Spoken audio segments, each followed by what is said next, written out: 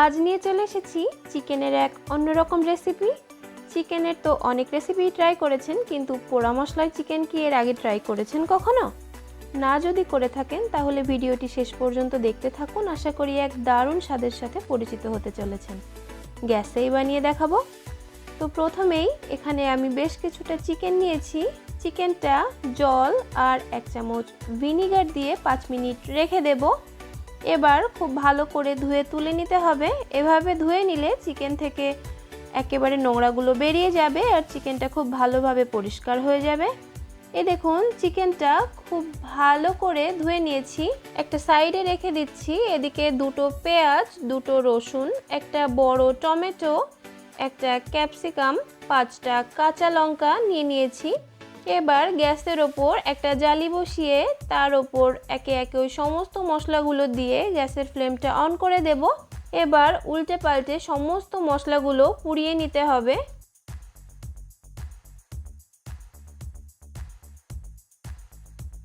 এই দেখুন, একটা কাঠির সাহায্যে চেক করে নিচ্ছি মশলাগুলো ঠিকঠাক পোড়ানো হয়েছে কিনা।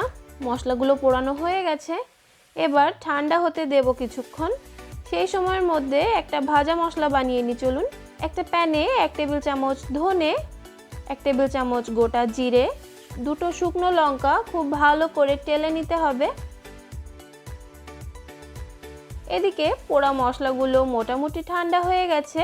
এবার পোড়া ছালগুলো যতটা সম্ভব ফেলে দিয়ে মশলাগুলো কেটে নেব।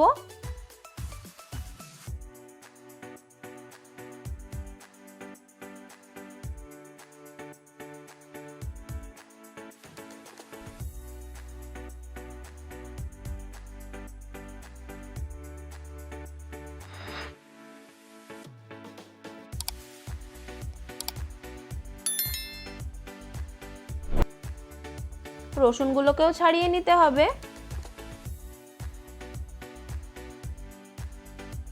কেটে নেওয়া হয়ে গেলে মিক্সিতে ওই সমস্ত মশলা তার সাথে কিছুটা আদা দিয়ে এরকম একটা পেস্ট বানিয়ে নেব। এবার চলে যাচ্ছি মূল পর্বে। একটা কড়াইতে বেশ খানিকটা সর্ষের তেল গরম করে তাতে 2টো তেজপাতা, 2 টুকরো দারচিনি, 2টো এলাচ, 2টো লবঙ্গ, 2টো গোলমরিচ দিয়ে একটু নেড়ে চেড়ে দিয়ে দেব সামান্য চিনি। চিনি দেওয়ার ফলে রান্নার কালারটা দারুণ আসবে। চিনিটা একটু মেল্ট হয়ে আসলে পেঁয়াজ কুচিয়ে দিয়ে দেব।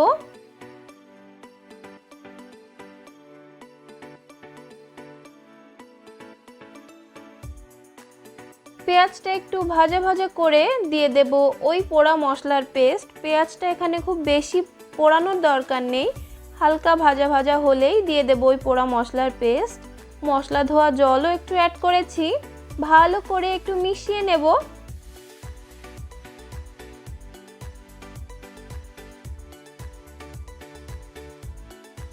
এবার দেব 1 চামচ নুন আর দেব 1 চামচ হলুদ গুঁড়ো।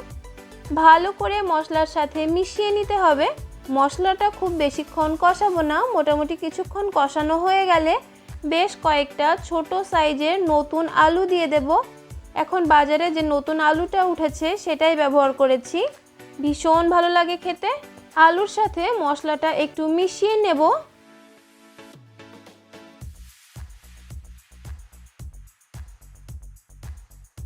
তারপর দিয়ে দেব ধুয়ে রাখা চিকেনটা। এবার একটু সময় নিয়ে কষাবো, মাঝখানে কিছুটা সময় ঢেকেও দেব। গ্যাসের ফ্লেমটা লোতে করে দিতে হবে। চিকেনটা দেওয়ার পর বেশ অনেকটা সময় নিয়েই কষাতে হবে। যতটা কষাবেন তত চিকেনের টেস্ট বাড়বে।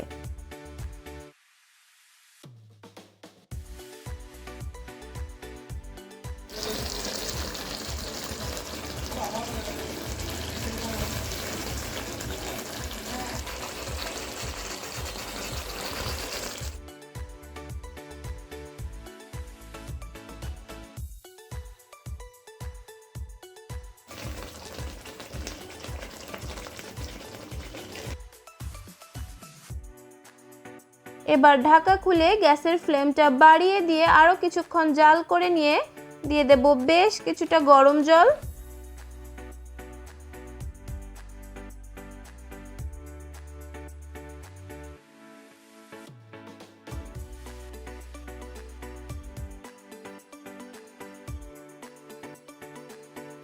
আরও কিছুটা নুন অ্যাড করেছি। এবার 10 মিনিট হাই ফ্লেমে রান্না হতে দেব।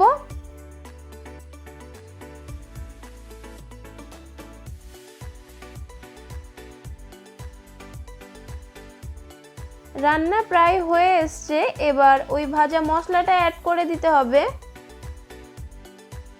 2 থেকে 3 মিনিট মিডিয়াম ফ্লেমে জাল করেই ফ্লেমটা বন্ধ করে দেব।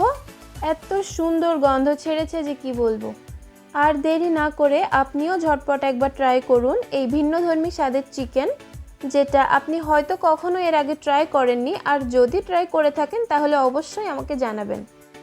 চিকেনটা কতটা সফট আর জুসি হয়েছে দেখুন, সেই সঙ্গে আলুটাও যেমন গোটা গোটা আছে আবার ভেতরটা একদম সফট হয়ে গেছে।